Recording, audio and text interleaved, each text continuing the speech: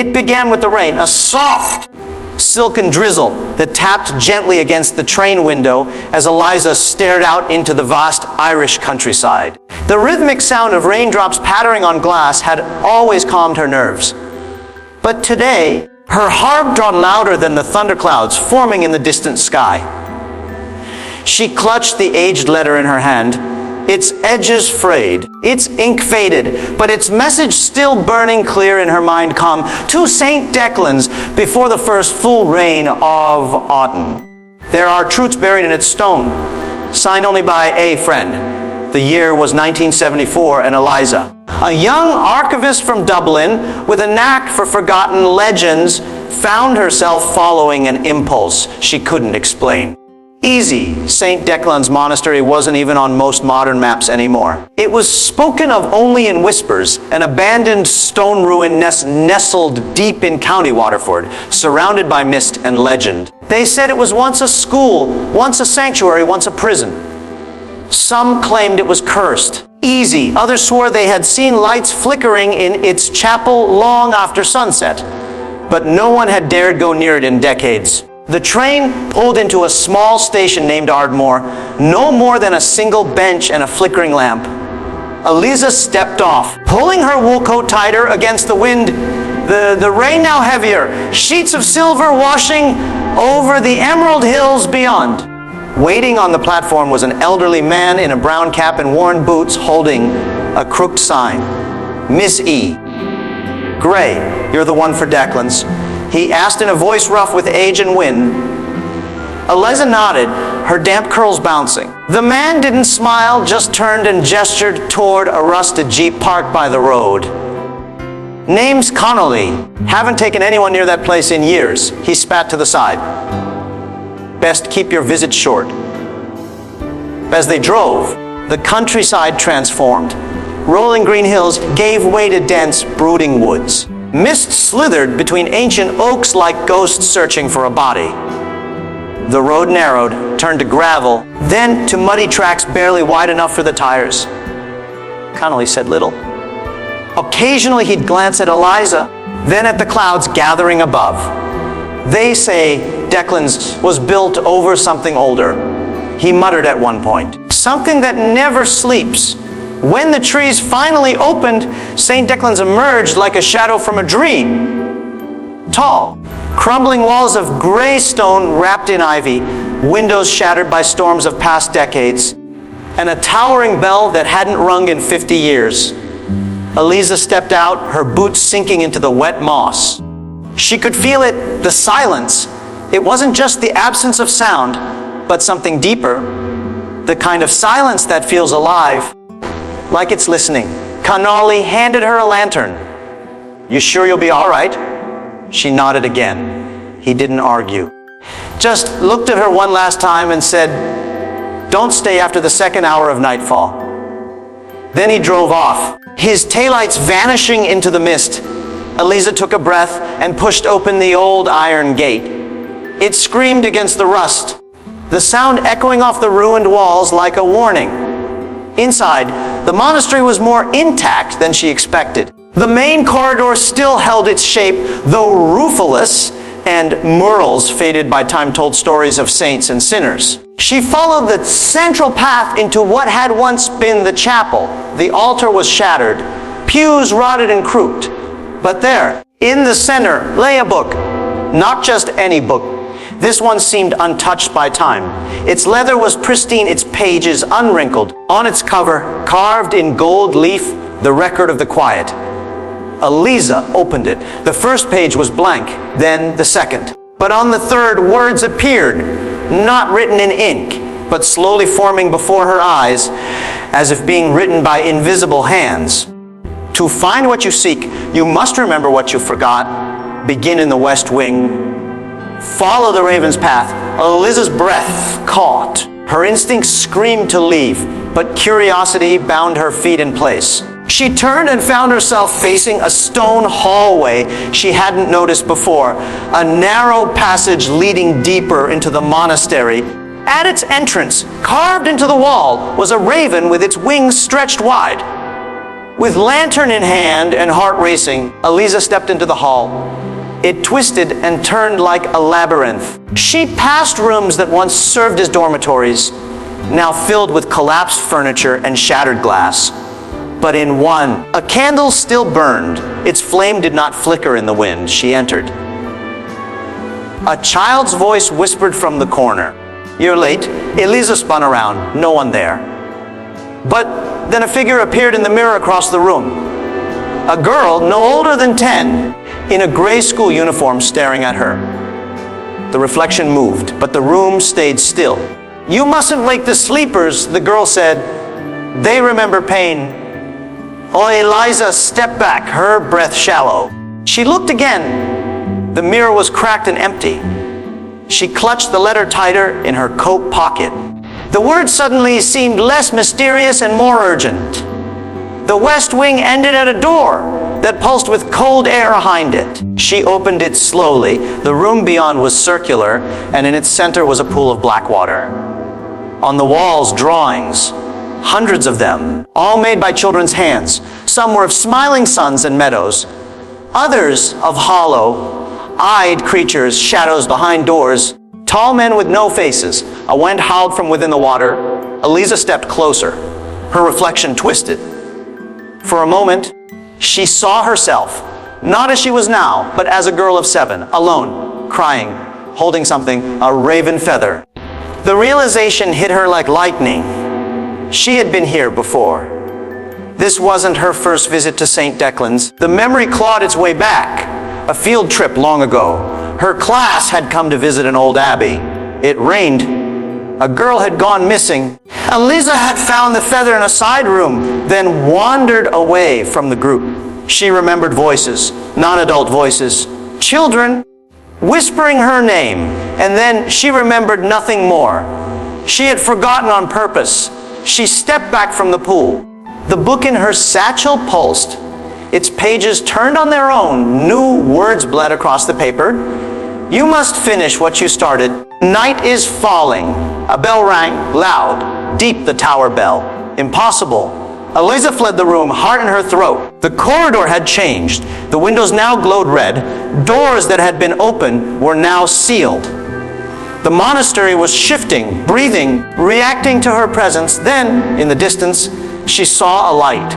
Not flickering lantern light, but warm, golden light spilling from a classroom. Yes, a classroom. Wooden desks, chalkboard, and in the center, an elderly woman writing on the board with her back turned. "You're late," she said without turning. "The others are waiting." Eliza opened her mouth to speak, but no sound came. The woman turned, and Eliza's knees weakened. It was her grandmother, dead 15 years. The same soft eyes, the same violet brooch. "Eliza," she said softly, "some things cannot stay forgotten. This place, it remembers for us." "What is St. Declan's?" Eliza finally asked. "Why did you send the letter?" Her grandmother smiled sadly. "I didn't send the letter, but I left something here for you. And now that you've remembered, it will find you." A sudden crack split the floor. The room shook. Darkness spilled from beneath the desks. Her grandmother vanished in a blink, like mist scattered by wind. Eliza ran. The bell rang again. Louder, closer, the walls blood water. Her lantern sputtered. Finally, she found the exit. She burst through the main gate and fell to her knees in the rain. The monastery behind her stood still once more, silent and gray, as if nothing had happened. But clutched in her hand was a new letter. This one was dry, though her coat was soaked. "You've remembered. Easy. Now return for the truth. Chapter 2 awaits." She looked up at the storming sky, thunder splitting the heavens. Easy. And though fear coursed through her like fire, she smiled. This wasn't the end. It was just the beginning. If you want to hear how this story unfolds and uncover the chilling secrets hidden within the walls of St. Declan's, subscribe now so you don't miss Chapter 2. The rain has only just begun. The storm had not ceased since Eliza left the monastery gates. It chased her through the night like a predator, unwilling to let its prey flee. The winding road back into the countryside was drowned in shadow and flood, and Connolly's jeep was nowhere to be seen. With each flash of lightning, the trees along the path twisted like figures in mourning, their branches clawing at the sky.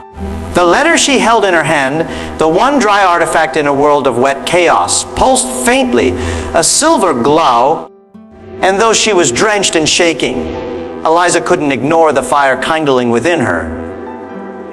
She had remembered something impossible. The monastery had spoken to her, not through voices alone, but through visions, through feelings embedded in stone and water and silence. She didn't need to understand it fully to know she had to go back. Not in a week, not in a month now. Tonight, the letter in her hand began to grow warmer. Each beat of her heart synchronized with the pulses it gave off.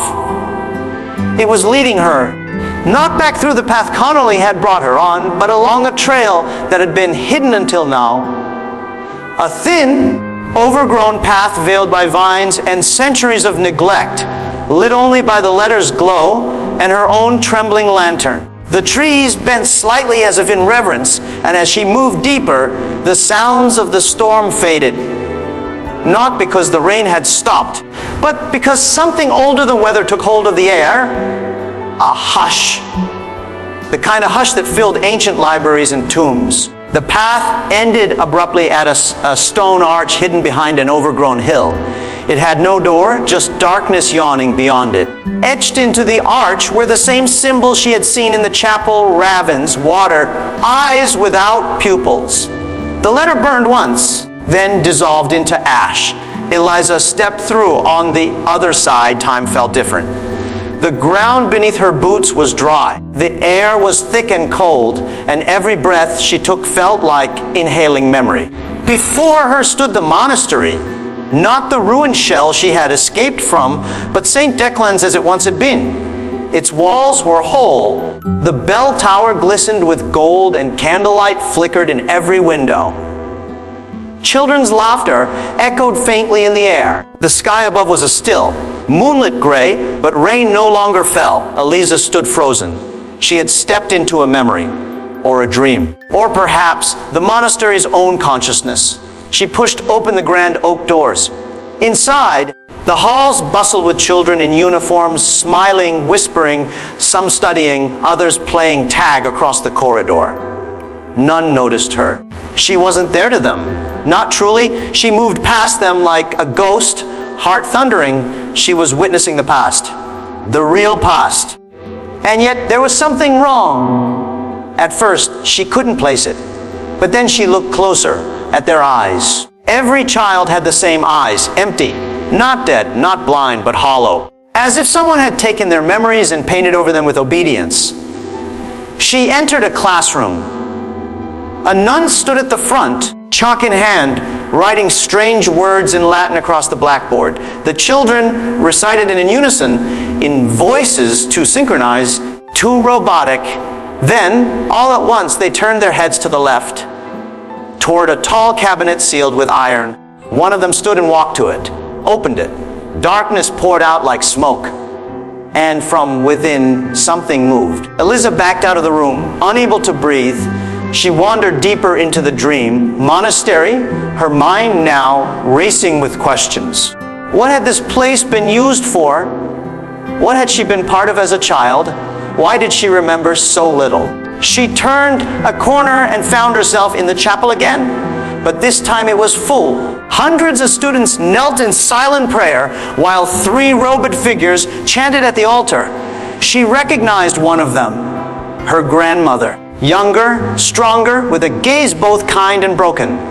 She was clutching something to her chest, a small box wrapped in chains. As the chanting grew louder, the doors slammed shut, and the entire room was filled with a gust of cold that smelled like the sea. The children didn't flinch. Eliza ran. The corridors twisted into a spiral. She was no longer seeing just the past. She was pulled by something old and unresolved.